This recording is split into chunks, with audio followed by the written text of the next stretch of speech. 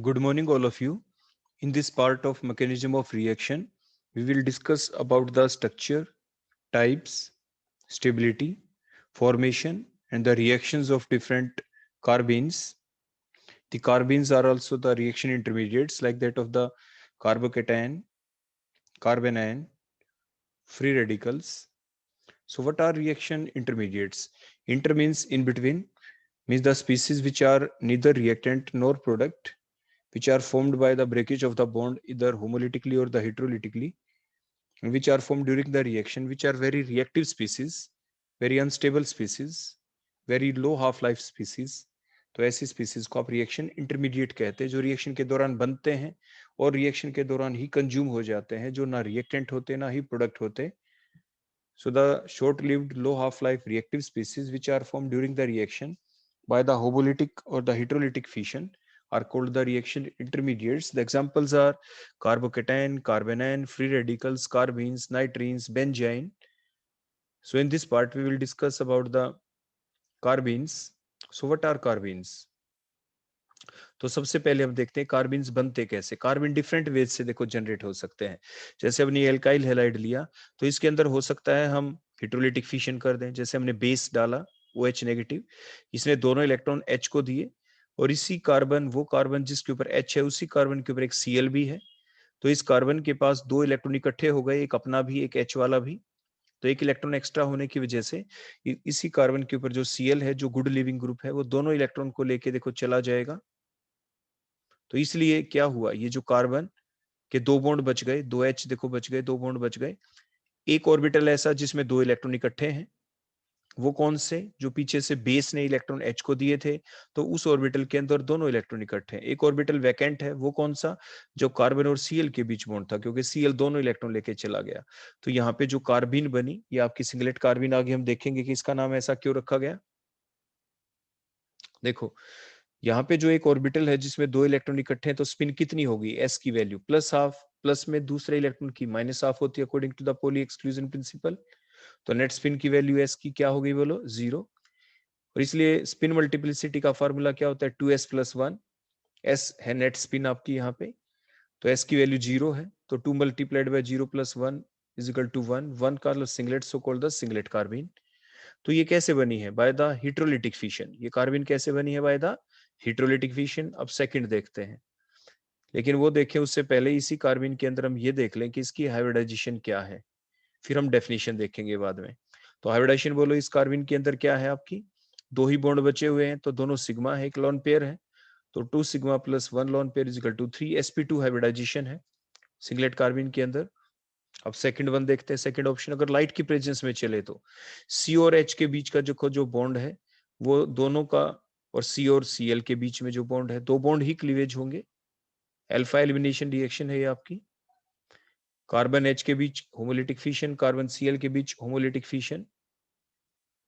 तो देखो क्या हुआ, दो ही बॉन्ड बच गए. जो दो ऑर्बिटल हैं, दोनों के अंदर एक एक इलेक्ट्रॉन, क्योंकि CH का बॉन्ड ब्रेकेज हुआ, उसमें भी कार्बन के पास अपना इलेक्ट्रॉन रह गया. CCl का बॉन्ड ब्रेकेज हुआ, वहां पे भी कार्बन के पास अपना इलेक्ट्रॉन रह गया. इसलिए नेट स्पिन की वैल्यू क्या हो गई, क्योंकि दोनों इलेक्ट्रॉन सेम स्पिन के अलग अलग ऑर्बिटल में, प्लस हाफ प्लस में plus half is equal to 1. और 2s प्लस 1 अगर आंसर निकालते हैं तो s की वैल्यू 1 पुट की, तो 2 multiplied by 1 plus 1 is equal to 3, so called the triplet carbene. तो ये ट्रिपलेट कार्बिन हो गई. तो मीन्स अब आपकी डेफिनेशन बन जाती है, दोनों ही कार्बिन को आप देख सकते हैं, सिंगलेट को भी ट्रिपलेट को भी. क्या डेफिनेशन बनी, द न्यूट्रल, दोनों ही आपकी न्यूट्रल हैं.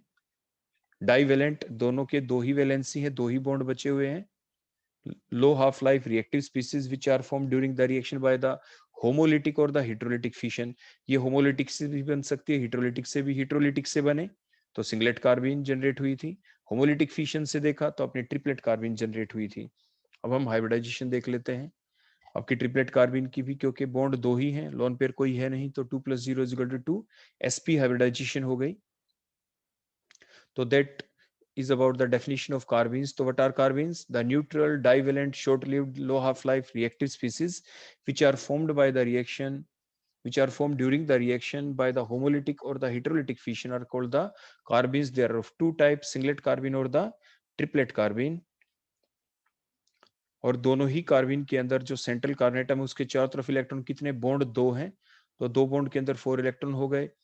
और 2 इलेक्ट्रॉन और हैं, चाहे वो एक ऑर्बिटल में हो, चाहे सिंगलेट कार्बिन में देखें, चाहे अलग अलग ऑर्बिटल में हो, चाहे ट्रिपलेट कार्बिन में आप देखें, टोटल 6 इलेक्ट्रॉन है. There are 6 electron in their valence shell around the central carbon atom, so they have the requirement of 2 more electron to complete their octet.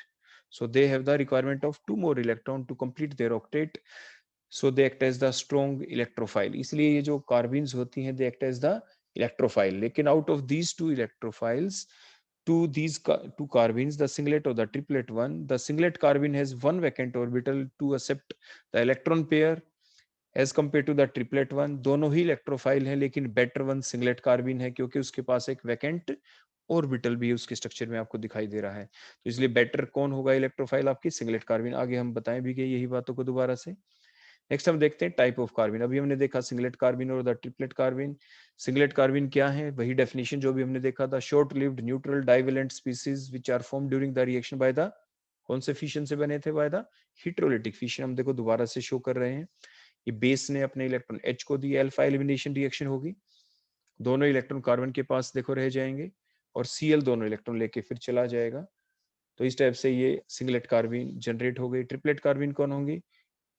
और ये चीजें हम पहले ही बता चुके हैं. देखो स्पिन की वैल्यू इसमें 0 होगी, स्पिन मल्टीप्लिसिटी की वैल्यू 1 आती है, इसलिए इसको सिंगलेट कार्बिन कहा जाता है.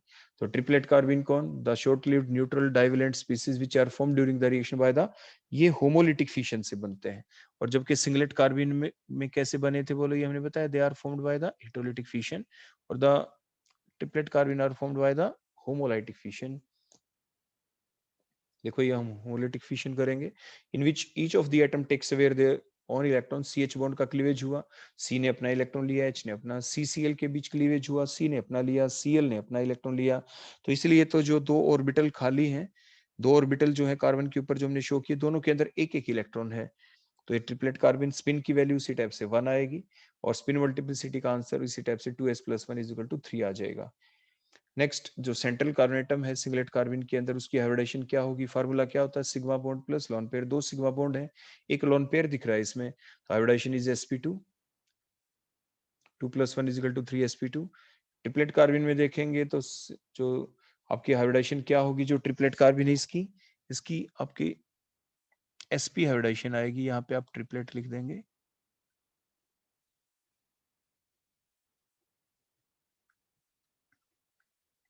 Triplet carbene is sp hybridized. Formula वही sigma bond plus lone pair, तो 2 + 0 = sp. सिंगलेट कार्बिन के अंदर both the electrons are present in paired state, और जबकि ट्रिपलेट में both electron are present in the unpaired state, means present in the separate orbital. तो इसीलिए there occurs the more inter electronic repulsion in singlet than the triplet. इसलिए कौन ज्यादा stable होगी? So stability order होगा, triplet is more stable than the singlet carbene. तो triplet कार्बिन जो होती है वो सिंगलेट कार्बिन से ज्यादा स्टेबल होती है रिपल्शन फैक्टर के बेसिस के ऊपर. अब हम फर्दर स्टेबिलिटी देखेंगे अमंग द सिंगलेट कार्बिन्स. अगर हम डिफरेंट ले लें तो देखो, effect of the nature of the solvent ले लें उससे पहले. Effect of the nature of the solvent on the stability of the carbene, के किस सॉल्वेंट में कैसा सॉल्वेंट लें तो कौन सी कार्बिन ज्यादा स्टेबल होगी. मींस पोलर ले, नॉन पोलर सॉल्वेंट लें. तो देखिए आप, in the polar solvent the singlet carbene can accept the electron pair.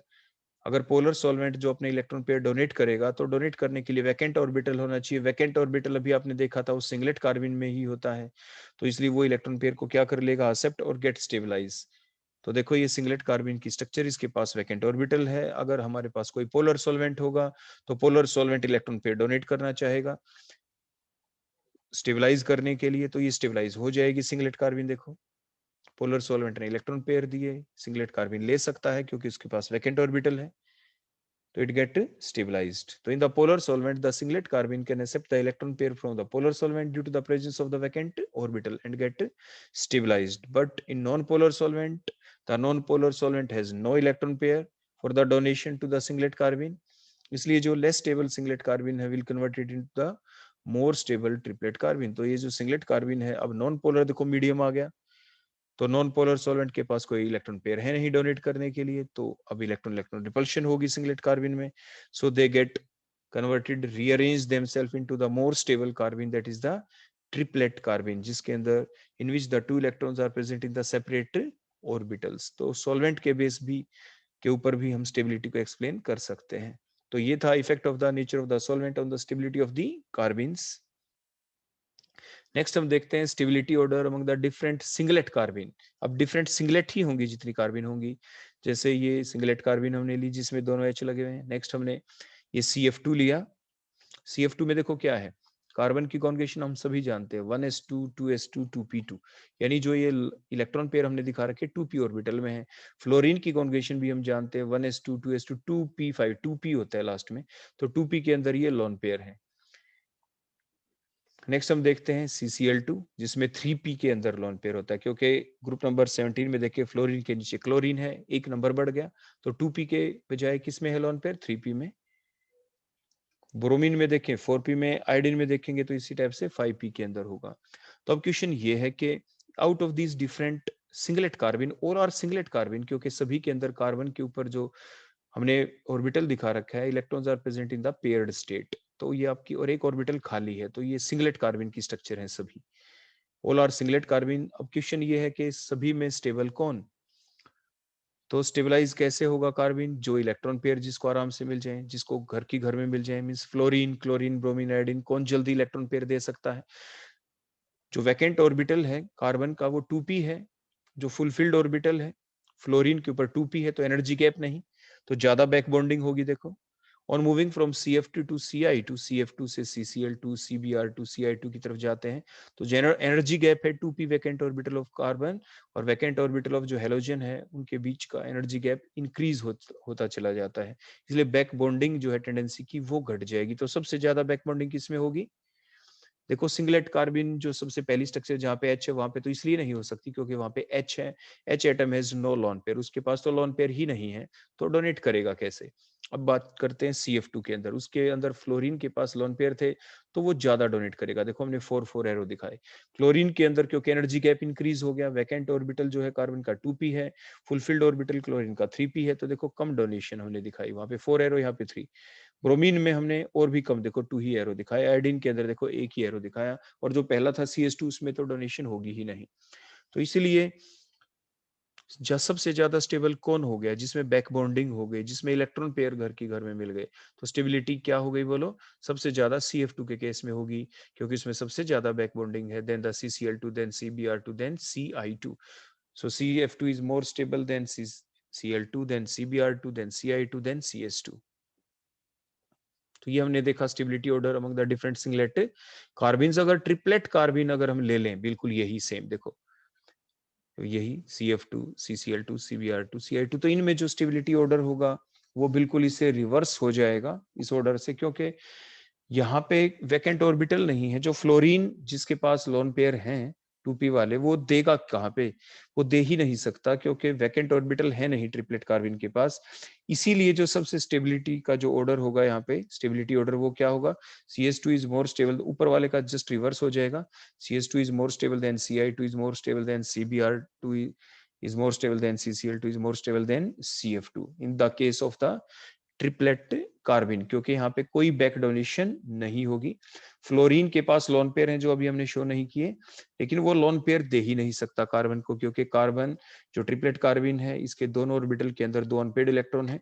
अगर वो दोनों इलेक्ट्रॉन पेयर अपने देता है तो 3 इलेक्ट्रॉन हो जाएंगे वहां पे, एक तो अनपेड और एक ये, और जिसकी वजह से वो पोली एक्सक्लूजन प्रिंसिपल को वायलेट कर देगा। जैसे कि हमने पीछे ही पढ़ा था, आपको ध्यान होगा, हमने कहा था कि जो रीअरेंजमेंट है वो किस में पॉसिबल है, कार्बोकेटाइन में या आपके फ्री रेडिकल के केस में। तो हमने देखा था कार्बोकेटाइन में तो रीअरेंजमेंट पॉसिबल थी क्योंकि उसमें पॉली एक्सक्लूजन प्रिंसिपल वायलेट नहीं होता था। फ्री रेडिकल के केस में रीअरेंजमेंट पॉसिबल नहीं होती क्योंकि वहां पे पॉली एक्सक्लूजन प्रिंसिपल वायलेट हो जाता है। सिमिलरली यहाँ पे आपके सिंगलेट कार्बिन के अंदर तो बैक बॉन्डिंग हो जाती है, फ्लोरीन अपने lone pair chlorine bromine iodine अपने लोन पेयर डोनेट कर सकते हैं टू ए लेस और द मोर एक्सटेंट, लेकिन ट्रिपलेट कार्बिन में ऐसा पॉसिबल नहीं है, तो इसलिए स्टेबिलिटी ऑर्डर रिवर्स हो जाता है। नेक्स्ट हम देखते हैं which is the better electrophile, singlet carbene और द ट्रिपलेट, ये हम पहले भी पढ़ चुके हैं। ये सिंगलेट कार्बिन है, ये ट्रिपलेट कार्बिन है। वैकेंट ऑर्बिटल अभी हमने देखा, सिंगलेट कार्बिन के अंदर वैकेंट ऑर्बिटल होता है, तो जिसकी वजह से it can easily accept the electron pair from the outside from the attacking species, so it act as the better आपके इलेक्ट्रोफाइल। तो due to the presence of vacant 2p orbital in singlet carbene then in triplet carbene, The singlet carbene can accept the electron pair more easily than the triplet carbene to complete their octet from the outside species. क्योंकि outside species से देखो electron दिए, इसने ले लिए, जबकि उसके अंदर ट्रिपलेट में तो ऐसा हो ही नहीं सकता, इसलिए singlet carbene act as the better electrophile than the triplet carbene. Next हम देखेंगे formation and the reaction of carbenes. वो कौन कौन सी रिएक्शन है जिनमें कार्बिन बनती हैं और बनने के बाद वो खुद रिएक्शन में क्या हो जाती हैं, अपनी इन्वॉल्वमेंट शो कर देती हैं। थर्मल और the photochemical decomposition of the डाई का मतलब टू एजो का मतलब नाइट्रोजन, डाई एजो एल्केन्स। तो हमने डाई एजो एल्केन लिए, देखो ये दो नाइट्रोजन है। अब इनके अंदर हम फर्दर देखो, अगर रेजोनेंस शो करे, देखो नाइट्रोजन जिसके ऊपर नेगेटिव चार्ज, क्योंकि इस नाइट्रोजन के दो ही बॉन्ड है, बीच वाले नाइट्रोजन जिस पे पॉजिटिव चार्ज उसके 4 बॉन्ड बन चुके हैं। तो नाइट्रोजन जिसके ऊपर नेगेटिव चार्ज, इसने अपने इलेक्ट्रॉन देखो आगे डोनेट किए, यहाँ पे ट्रिपल बॉन्ड हो जाएगा। उस नाइट्रोजन के ऐसे तो 5 बॉन्ड हो जाएंगे, पहले से 4 है, इसलिए वो नाइट्रोजन जिस पे पॉजिटिव चार्ज, वहां से पाई बॉन्ड का ब्रेकेज होगा, कार्बन की तरफ दोनों इलेक्ट्रॉन जाएंगे। बीच वाले नाइट्रोजन पे पॉजिटिव चार्ज था, वो भी पॉजिटिव चार्ज रहा, नेगेटिव चार्ज का डिस्पर्सल हो गया from nitrogen to the carbon. तो ये रेजोनेंस स्टेबलाइजेशन हमने दिखाई। ये डाई जो एल्केन की स्ट्रक्चर थी। अब इसमें हम करें क्या, जो सेकंड स्ट्रक्चर अब बन गई है, अब इसके अंदर होगा क्या, ये नाइट्रोजन N2 एक गुड लिविंग ग्रुप है, तो ये नाइट्रोजन जिस पे पॉजिटिव चार्ज है, दोनों इलेक्ट्रॉन छीन ले जाए, नाइट्रोजन और कार्बन के बीच का जो बॉन्ड है, इस बॉन्ड के बॉन्ड पेयर इलेक्ट्रॉन दोनों ले जाए, तो क्या होगा, कार्बन के ऊपर पहले से नेगेटिव चार्ज है, एक नाइट्रोजन अपना इलेक्ट्रॉन भी ले रहा है, कार्बन का भी ले रहा है, तो कार्बन के ऊपर नेगेटिव चार्ज अब नहीं रहेगा, तो क्या बन गया, ये CH2, और ऊपर 2 डॉट है, नेगेटिव चार्ज अब रहा नहीं, क्योंकि एक एक्स्ट्रा इलेक्ट्रॉन की वजह से नेगेटिव चार्ज था, एक्स्ट्रा इलेक्ट्रॉन अब नाइट्रोजन ले गया अपने साथ, नाइट्रोजन गैस इवॉल्व हो गई, और इस टाइप से जनरेट हो गई कार्बीन्स, एक डाइवेलेंट स्पीसी। तो क्या जनरेट हो गई यहाँ पे, कार्बीन्स। तो कार्बीन कैसे जनरेट हुई, बाय द थर्मल और the photochemical decomposition of the diazo alkanes. Next हम देखते हैं द थर्मल और the photochemical decomposition of the ketenes. जैसे कीटोन्स होते हैं, ये कीटीन्स है, यहाँ पे डबल बॉन्ड आ जाएगा, देखो C डबल बॉन्ड हो तो कार्बोनिल ग्रुप है, अगर वहां पे सिंपल CH3 होता तो कीटोन होते, हमने डबल बॉन्ड लगा दिया, तो ये कीटीन्स है। तो देखो होगा क्या, दोनों के दोनों इलेक्ट्रॉन्स, देखो ये दोनों इलेक्ट्रॉन इधर से, ये दोनों इलेक्ट्रॉन बोलो कौन ले गया अपनी तरफ, कार्बन, कार्बन दोनों इलेक्ट्रॉन लेके चला गया, कार्बन के पूरे 4 बॉन्ड है यहाँ पे, कार्बन के कितने बॉन्ड है बोलो, पूरे के पूरे 4 बॉन्ड है यहाँ पे, देखो 2 बॉन्ड और 2 H लगे हुए, तो यहाँ पे ये लोन पेयर नहीं दिखाना हमें, ये गलती से लग गया यहाँ पे। तो कोई जो 2 पाई, ये जो डबल बॉन्ड है, इस डबल बॉन्ड के अंदर जो 2 बॉन्ड है, एक बॉन्ड के दोनों इलेक्ट्रॉन कार्बन की तरफ चले गए, दूसरे इलेक्ट्रॉन दूसरे कार्बन की तरफ चले गए, तो हाइड्रोलिटिक फिशन दिखाया हमने। तो लेकिन जनरेट हो गए बोलो क्या, CH2 फ्री रेडिकल, बोलो क्या जनरेट हो गया, CH2 फ्री रेडिकल। ऊपर वाले बॉन्ड के अंदर देखो 2 इलेक्ट्रॉन थे, 1 इलेक्ट्रॉन, ये 2 इलेक्ट्रॉन, ये दोनों CH2 ले गए अपनी तरफ। नीचे वाले बॉन्ड के जो 2 इलेक्ट्रॉन थे, एक इस कार्बन का एक दूसरे का, ये दोनों ये वाला कार्बन ले गया।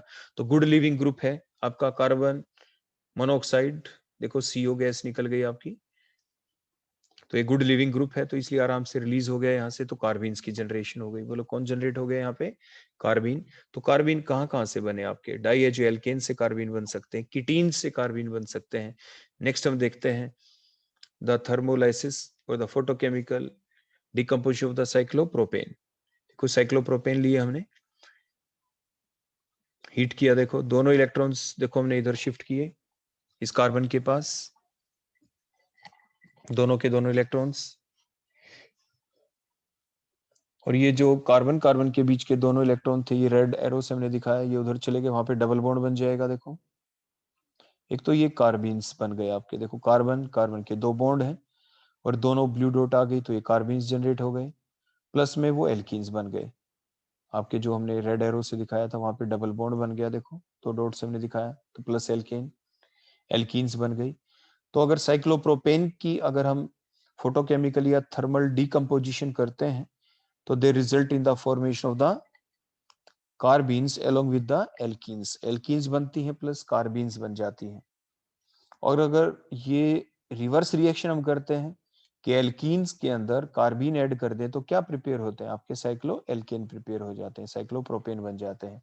तो रिवर्स भी रिएक्शन है, जो कार्बीन की रिएक्शन कहलाएगी, ये तो हमने फॉर्मेशन की है कार्बिन की।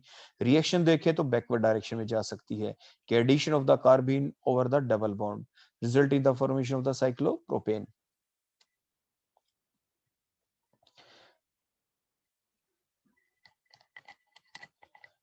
Thermal decomposition of the cyclopropane जैसे हमने बता ही दिया, प्लस ऑक्सीरेंस हम ले लें। अब ये हमने ऑक्सीरेंस ले लिए, साइक्लिक ईथर लिए हमने, बिल्कुल सेम क्लीवेज दिखाएंगे उसी पैटर्न के ऊपर। देखो हीट किया जैसे हमने साइक्लोप्रोपेन में दिखाया था, ब्लू डॉट से दोनों इलेक्ट्रॉन इस कार्बन की तरफ, और रेड एरो हमने शो किया, तो वहां पे जो कार्बन कार्बन के बीच डबल बॉन्ड आया था आपके एल्कीन्स बन गई थी, अब कार्बन ऑक्सीजन के बीच डबल बॉन्ड आएगा तो कीटोन्स बन जाएंगे। तो ये आपके कार्बिन्स और प्लस में क्या बन गया आपके कीटोन्स बन जाएंगे। वो एल्डिहाइड भी हो सकते हैं, वो कीटोन्स भी हो सकते हैं, डिपेंडिंग अपॉन कि वहां पे ग्रुप कौन लगे हुए हैं। तो मींस कार्बोनिल ग्रुप जनरेट हो गया यहाँ पे। तो आपने देखा जो कार्बिन्स कहाँ कहाँ पे बनी, फ्रॉम डाई है जो एल्केन से बन सकती है, कीटीन से बन सकती है, थर्मल या फोटोकेमिकल डिकम्पोजिशन साइक्लोप्रोपेन की करें तो बन सकती है, साइक्लिक ईथर की करें तो भी बन सकती है, मींस ऑक्सीरेंस की।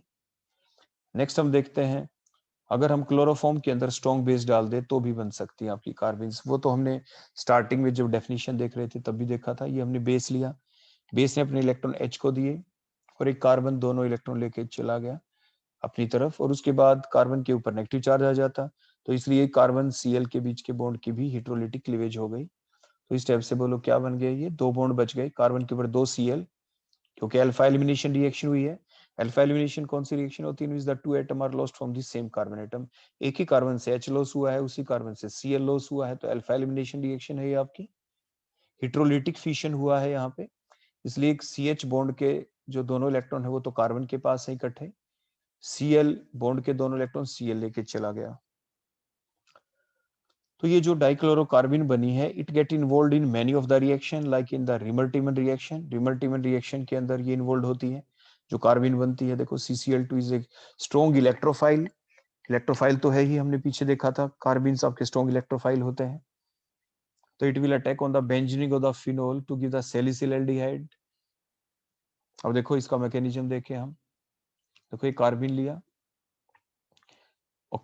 जो OH ग्रुप है उसने दोनों इलेक्ट्रॉन आगे डोनेट किए ऑर्थो पोजीशन के थ्रू, वो कार्बिन वाले कार्बन को देखो डोनेट किए गए, कार्बन के ऊपर देखो नेगेटिव चार्ज आ जाएगा, देखो ये नया बॉन्ड बन गया कार्बन के साथ, और कार्बन के ऊपर कैसा चार्ज आ गया, नेगेटिव, क्योंकि पहले तो कोई चार्ज था नहीं, न्यूट्रल स्पीसी होती है आपकी कार्बिन्स। तो ऑक्सीजन के ऊपर कैसा चार्ज आ गया, पॉजिटिव चार्ज, क्योंकि ऑक्सीजन अपने लोन पेयर आगे डोनेट किए थे। Ortho position, ortho plus are effect है ये, ऑर्थो पैरा डायरेक्टिंग ग्रुप है, तो ऑर्थो के ऊपर अटैक हमने दिखाया।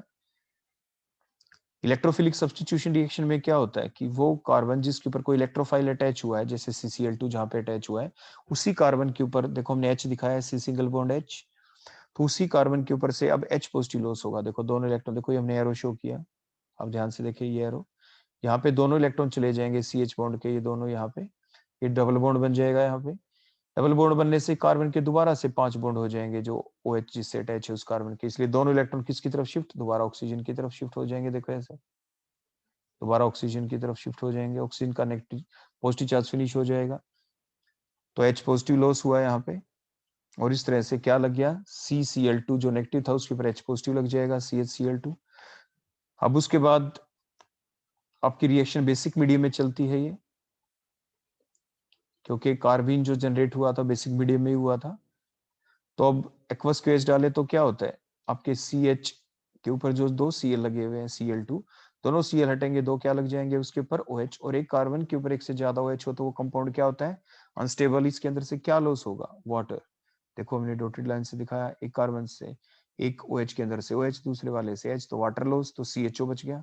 तो इस टाइप से ये सैलिसिल्डिहाइड आपका प्रिपेयर हो गया। तो ये हमने डाइक्लोरोकार्बिन की इन्वॉल्वमेंट देखी रिमल्टीमन रिएक्शन के अंदर। नेक्स्ट हम इसकी इन्वॉल्वमेंट देखेंगे कार्बाइल एमीन रिएक्शन के अंदर। नाम से पता चलता है कार्बाइल एमीन एक ऐसी रिएक्शन जिसके दौरान कार्बाइल एमीन बनेंगे। कार्बाइल एमीन का मतलब आइसोसाइनाइड्स बनेंगे। कहां से बनेंगे, एमीन से बनेंगे। कहां से बनेंगे, एमीन से। तो देखो हमने ये प्राइमरी एमीन लिया, जैसे एनिलीन ले लिया हमने, ये रिएक्शन शो की हमने डाइक्लोरोकार्बिन के साथ। नाइट्रोजन जिसके पास लोन पेयर है वो क्या करेगा, वो अपने लोन पेयर किसको देगा, डाइक्लोरोकार्बिन को। नाइट्रोजन पे पॉजिटिव चार्ज आ जाएगा, लेकिन वो साथ के साथ इलेक्ट्रॉन H से छीन लेगा, और H को इलेक्ट्रॉन कौन देगा, देखो QH अपने पीछे दिखा रखा है बेस। तो QH ने इलेक्ट्रॉन H को दिए जो नाइट्रोजन के ऊपर अटैच है, नाइट्रोजन अपने लोन पेयर कार्बिन को दिया, और कार्बिन के ऊपर से क्या हट गया बोलो, Cl, नहीं तो कार्बन के ऊपर कैसा चार्ज आ जाता, नेगेटिव चार्ज। तो कोई स्ट्रक्चर बन गई, नाइट्रोजन के ऊपर एक H लगा हुआ है, क्या लगा हुआ है, एक H, और नाइट्रोजन का नया बॉन्ड किसके साथ बना, कार्बन के साथ, और उस कार्बन के ऊपर क्या लगा हुआ है, एक Cl, और कार्बन के देखो कार्बन के 2 बॉन्ड है और 2 इलेक्ट्रॉन है इसके ऊपर, तो अभी भी ये कार्बिन ही है, बोलो कौन है ये, कार्बिन। और फर्दर क्या हुआ, बेसिक मीडियम में रिएक्शन चली, OH नेगेटिव ने अपने इलेक्ट्रॉन H को दिए, दोनों इलेक्ट्रॉन नाइट्रोजन के पास रह गए, इसलिए नाइट्रोजन अपने इलेक्ट्रॉन आगे डोनेट किए, वहां पे डबल बॉन्ड आने से कार्बन के ऊपर से कौन निकल गया, बोलो Cl। अब नाइट्रोजन के पास अपना लोन पेयर तो एज सच रह गया, और आगे कार्बन है, तो नाइट्रोजन अपने लोन पेयर अब डोनेट कर देगा कार्बन की तरफ, क्योंकि कार्बन के पास एक वैकेंट ऑर्बिटल है, क्योंकि 2 ही बॉन्ड बना रखे हैं, तो इलेक्ट्रॉन डोनेट करने से ये बन गया आपके आइसोसाइनाइड, NC ग्रुप लग गया आपका। तो ये थी कार्बाइल एमीन रिएक्शन, जिसमें आपके प्राइमरी जो एमीन है वो किस में कन्वर्ट हो जाते हैं, NH2 ग्रुप किस में कन्वर्ट हो गया, NC ग्रुप के अंदर, आइसोसाइनाइड ग्रुप के अंदर। So that is the mechanism of carbyl amine reaction. तो आपने देखा जो फर्स्ट स्टेप है, चाहे वो आपकी इलेक्ट्रोफिलिक सब्स्टिट्यूशन रिएक्शन हुई आपके कौन से वाली, रिमर-टिमन रिएक्शन जो एक इलेक्ट्रोफिलिक सब्स्टिट्यूशन रिएक्शन है, चाहे आपकी सेकंड रिएक्शन हुई, दोनों के अंदर फर्स्ट स्टेप कॉमन है, mean generation of the dichlorocarbene, generation of the dichlorocarbene, और जो डाइक्लोरोकार्बिन जो जनरेट होती है फिर वो फर्दर यूज अप हो जाती है, whether reaction with the phenol और विद द एनिलीन। नेक्स्ट हम देखते हैं carbene can undergo the reaction with alkenes to form the cyclopropane, Simmons Smith reaction है उसके अंदर। लेकिन ये कार्बिन बनता कैसे, पहले हम ये देखेंगे। साइमन स्मिथ रिएक्शन के अंदर carbenes are produced by heating the di iodomethane with the zinc. देखो डाइआयोडोमीथेन लिया, जिंक के साथ रिएक्शन, पहले ऑर्गेनोमेटेलिक कंपाउंड बनेगा, मेटल इंसर्शन रिएक्शन है ये, कार्बन और हेलोजन के बीच में जिंक की इंसर्शन हुई, देखो यहाँ पे,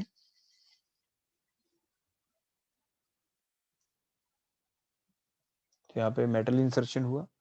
उसके बाद ये जो आपकी स्पीसी बनी है, अब यहाँ से क्या लॉस होगा, ZnI2, क्या लॉस होगा बोलो यहाँ से, ZnI2, देखो इस टाइप से,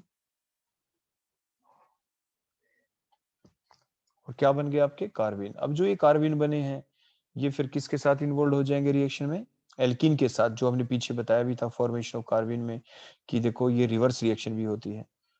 तो देखो दोनों इलेक्ट्रॉन ये ब्लू डॉट से दिखाए इस कार्बिन को दिए, ये डबल बॉन्ड ब्रेकेज होगा, नेक्स्ट कार्बन की तरफ गए और दोबारा उसी कार्बन को दे दिए जाएंगे। तो जस्ट रीअरेंजमेंट है, न्यू बॉन्ड फॉर्मेशन हुई, डबल बॉन्ड जो था वो टूट के सिंगल हो जाएगा, और जो बॉन्ड नहीं थे कार्बन कार्बन के बीच में वहां पे 2 नए बॉन्ड बन गए। तो इस टाइप से साइक्लोप्रोपेन की फॉर्मेशन हुई यहाँ पे। तो इस टाइप से आपने देखा कि जो आपके कार्बीन्स हैं वो डिफरेंट रिएक्शंस के दौरान कैसे जनरेट होते हैं और फिर कैसे इन्वॉल्व हो जाते हैं फर्दर रिएक्शंस के अंदर। तो ये देखा आपने डिफरेंट कार्बीन्स के बारे में। कार्बीन्स की जो इन्वॉल्वमेंट है वो आपके पायरोल के साथ भी हो सकती है। रिंग एक्सपेंशन रिएक्शन के अंदर देखो ये हमने डाइक्लोरोकार्बिन लिया, बिल्कुल सेम जैसे एल्कीन के साथ रिएक्शन थी। ब्लू डॉट हमने एक कार्बन को डोनेट करते हुए दिखाए, दूसरे कार्बन की तरफ इलेक्ट्रॉन गए वो वापस दे देते हैं, rearrangement, double bond become single और 2 नए बॉन्ड बन जाते हैं। उसके बाद अब आगे क्या होगा, देखो ये नाइट्रोजन जिसके पास लोन पेयर है, क्योंकि रिंग एक्सपेंशन हमें करवाना है, नाइट्रोजन जिसके पास लोन पेयर इसने अपने इलेक्ट्रॉन आगे देखो डोनेट किए, और उसके बाद जो बीच का जो बॉन्ड था देखो नाइट्रोजन के पास ताकि पॉजिटिव चार्ज ना आए, H से इलेक्ट्रॉन छीन लेते हैं साथ के साथ, और जो बीच में जो बॉन्ड है उसकी क्लीवेज हुई वो फर्दर आगे डबल बॉन्ड बन जाएगा वहां पे, और गुड लिविंग ग्रुप Cl है तो Cl यहाँ से निकल जाएगा। तो इस टाइप से देखो ये रिंग एक्सपेंशन हो गई, और इस टाइप से पिरिडिन रिंग बन जाता है। कैसा रिंग बन गया बोलो, ये पिरिडिन रिंग। देखो ब्लू डॉट से जो हमने दो ये बॉन्ड दिखा रखा था सिंगल, आप एज सच बड़े आराम से पहचान पाएंगे यहाँ पे 3-क्लोरोपिरिडिन। अगर हम जो डाइक्लोरोकार्बिन लिया है, अगर हम मोनोक्लोरोकार्बिन लेते, मोनोक्लोरोकार्बिन एक ही सीएल होता वहां पे कार्बिन के अंदर, तो ये डायरेक्ट आपका पिरिडिन बन जाता है। यहाँ पे क्या बन जाता आपका, पिरिडिन सिंथेसिस हो जाती। एक चीज और हम आपको बता दें कि अभी अभी जो हमने ये प्रोडक्ट बनाया है यहाँ पे, ये सब कुछ हमारे हाथ में कि आगे हम और क्या प्रोडक्ट बनाना चाहते हैं। अगर ये जो पायरोल है, देखो ये जो पायरोल है, इस पायरोल के साथ अगर हम यहाँ पे बेंजीन रिंग लगा दें, देखो एक जगह पे, देखो हम लगा के दिखाते हैं। फर्दर अगर हम इन्वॉल्वमेंट दिखा दें, देखो ऐसे बेंजीन रिंग की, ध्यान से देखना, ये double single double single double, देखो इधर, तो ये आपका कौन बन जाता है बोलो, ये बेंजीन रिंग के साथ पायरोल लगाते तो क्या बनता है, वो आपका इंडोल कहलाता है। क्या कहलाता है बोलो, आपका इंडोल। अब ध्यान से देखते जाना, मैं यहाँ पे फिर लगा दिया, देखो मैंने बेंजीन रिंग,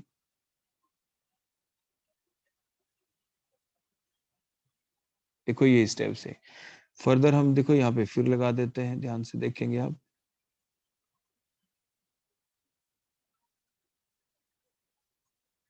तो ये क्या बन गया बताइए, ये क्या बन गया, दो बेंजीन रिंग है, एक नाइट्रोजन अटैच है यहाँ पे, दो बेंजीन रिंग है, एक नाइट्रोजन अटैच है, तो इसीलिए जो कंपाउंड बनते हैं ये कौन होते हैं, आपने पढ़ा है, ये है आपके क्यूनोलिन। बोलो कौन बन गया आपका, क्यूनोलिन। क्या बन गया आपका प्रोडक्ट, क्यूनोलिन। कहने का मतलब क्या है, अगर आप पायरोल से रिएक्शन करते हैं, अगर आपने शुरू में हमने पायरोल ही लिया था, पायरोल की अगर हम रिंग एक्सपेंशन करवाते हैं डाइक्लोरोकार्बिन के साथ पायरोल की, तो क्या बनता है, पिरिडिन बनता है। अगर पायरोल ना लेके हम इंडोल ले लेते, क्या ले लेते, इंडोल और पायरोल में क्या फर्क है, पायरोल के साथ एक बेंजीन रिंग और अटैच कर दें, बस आप एक बेंजीन रिंग अटैच करते चले जाएं, देखो आपने देखा, तो लास्ट में जो प्रोडक्ट है वो आपका क्या बन जाता है, क्यूनोलिन। तो ये आप ध्यान रखें। तो ये थी इन्वॉल्वमेंट कार्बिन की विद पायरोल। पायरोल के साथ कार्बिन रिएक्ट करता है, ऐड करता है, साइक्लो एडिशन रिएक्शन है ये, रिंग एक्सपेंशन होता है, तो क्या बनता है, पिरिडिन। पायरोल की जगह अगर आप इंडोल ले लें, इंडोल क्या होता है, पायरोल के साथ एक बेंजीन रिंग अटैच होता है, तो इंडोल ही होता है। तो फिर आपके फाइनल प्रोडक्ट बोलो क्या बन जाता है यहाँ पे जाके, वो आपका होता है क्यूनोलिन। दो बेंजीन रिंग है, देखो ये वन बेंजीन रिंग, ये अनदर रिंग, और दूसरे रिंग में एक बस नाइट्रोजन है, एक नाइट्रोजन हो तो उसे आप क्यूनोलिन कह देते हैं, और नाइट्रोजन भी बॉटम पोजीशन के ऊपर है, देखो इसलिए क्यूनोलिन। अगर उससे नेक्स्ट पोजीशन पे नाइट्रोजन होता तो उसे आप आइसोक्यूनोलिन कहते हैं, आप उसे क्या कहते हैं, आइसोक्यूनोलिन। तो इस टाइप से आपने देखा ये डिफरेंट रिएक्शंस हैं आपके कार्बीन्स की फॉर्मेशन की और इनकी इन्वॉल्वमेंट की फर्दर रिएक्शन के अंदर, और डिफरेंट प्रोडक्ट आपके बन जाते हैं। So thank you, that all about the कार्बीन्स।